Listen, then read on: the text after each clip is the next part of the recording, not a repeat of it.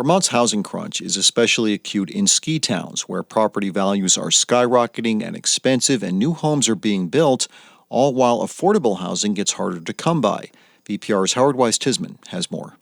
Earlier this year, Anna Roth hired a bunch of new teachers at Twin Valley Middle High School in Whitingham, where she's the principal. She was pretty excited about the new staff members and thought everything was set until she heard from one of her new hires. This teacher in particular accepted the job and is moving from down south, and so came here to look at places and emailed me before he left and said, I'm not sure I'm going to be able to find a place. I'm going to keep looking, but do you have any suggestions?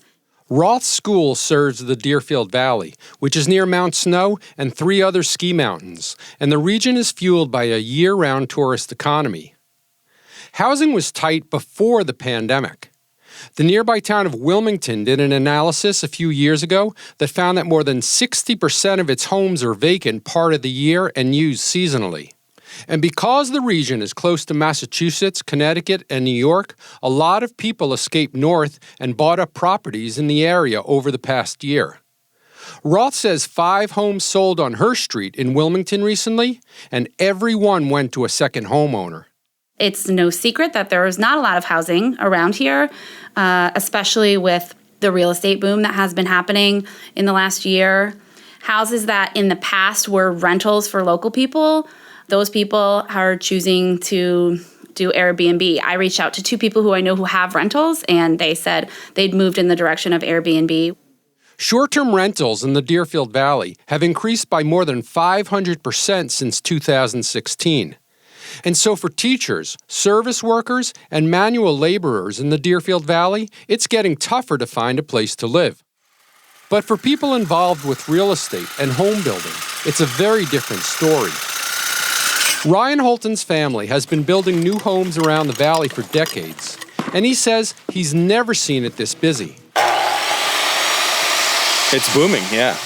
Definitely busy. I mean, we saw a big surge with, kind of people trying to escape the cities and come up here and build houses. And, I think for them, they first looked at the housing market. Once they bought all the houses, then they bought all the land. So we're actually booking into 2024 at this point, which is pretty extraordinary. So yeah, it's booming. The post-COVID housing boom in ski towns has shined an even brighter light on the disparity between new home building across the state.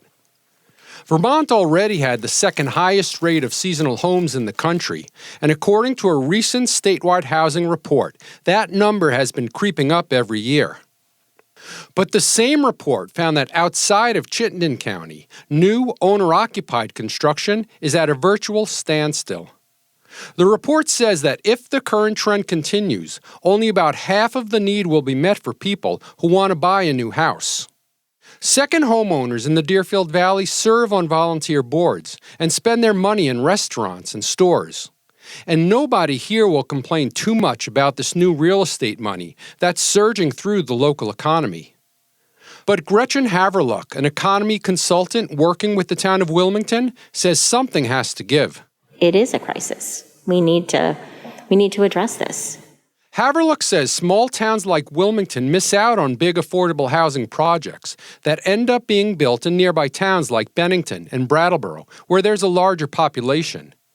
And she says while short-term rentals like Airbnb bring in tourists, the local economy can't thrive if there's no one around to teach in the schools, serve in the restaurants, or cut the lawns.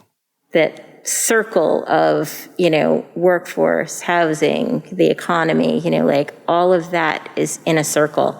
The key piece was really housing, when you think about it, what comes first? The town of Wilmington is about to hold public meetings to introduce proposed changes to its zoning code, which would make it easier to develop senior housing within the downtown area. Meg Staloff is chairwoman of the Wilmington Planning Commission. And she says for a very long time, towns like Wilmington focused on retaining their downtown charm and keeping low and moderate income housing away from Main Street. The housing crisis is forcing towns to find ways to encourage development, according to Staloff.